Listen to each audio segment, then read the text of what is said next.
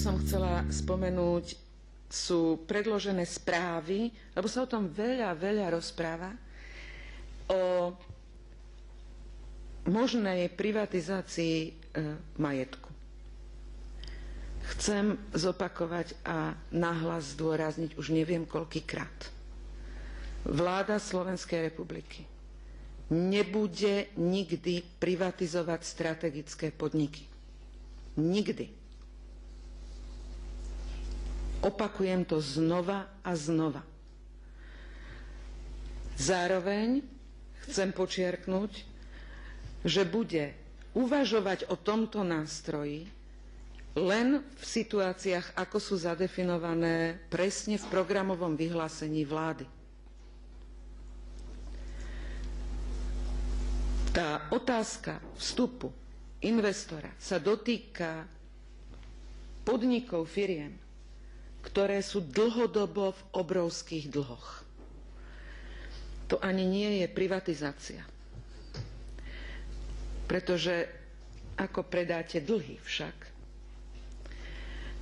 to je riešenie strategické situácie v takých podnikoch, ako sú Cargo či iné železničné spoločnosti. Otvorene sme hovorili, že o spôsobe vstupu investora uvažujeme v situáciách, kedy tieto firmy, tieto podniky sú dlhodobo v mínusových číslach, v červených číslach, ale nie kvôli číslam samotným, ale preto, že nie sú schopné vykonávať svoju funkciu.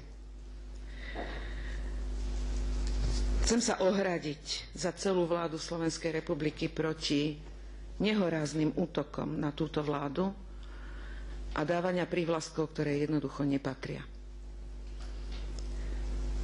Nie je pravdou, že táto vláda bude privatizovať strategické podniky.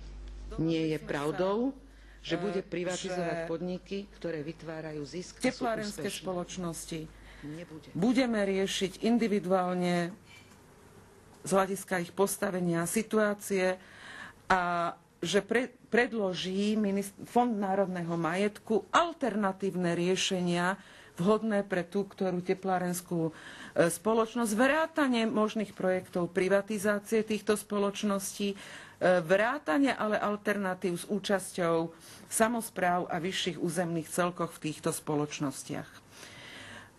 Zároveň ako predsednička vlády som sa zaviazala, že k týmto návrhom Fondu národného majetku doložím postup odporúčaný Európskou komisiou a Európskou úniou, vrátane procesov možných postupov privatizácie.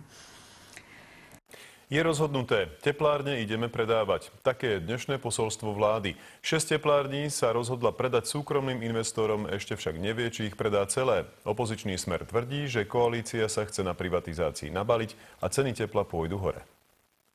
Dôvod predaje je podľa Ivana Mikloša jednoduchý. Predať teplárne sa oplatí viac, ako mať iba každý rok podiel na zisku. Ich doterajší vývoj v štátnom vlastníctve aj počas posledných rokov ukázal, že sa nevyvíjajú dobre, zvyšuje sa zadlženosť, niektoré sú v strate, niektoré sú v zisku, ale aj tie, ktoré sú v zisku len vďaka tomu, že predávali emisie. Fond národného majetku má teraz povedať, ako teplárne sprivatizovať čo najlepšie.